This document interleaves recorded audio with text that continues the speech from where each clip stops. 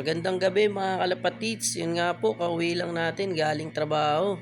At ito nga po, nandito muli tayo sa rooftop para silipin ang ating mga kaibigan. Ito nga po mga kalapatids, merong sponsor na nagbigay sa atin mga kalapatids ng trapdoor, si Boss Joseph Damis.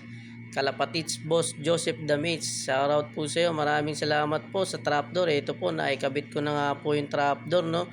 Unang gabi po nila mga kalapatids na iti-train natin sa trapdoor.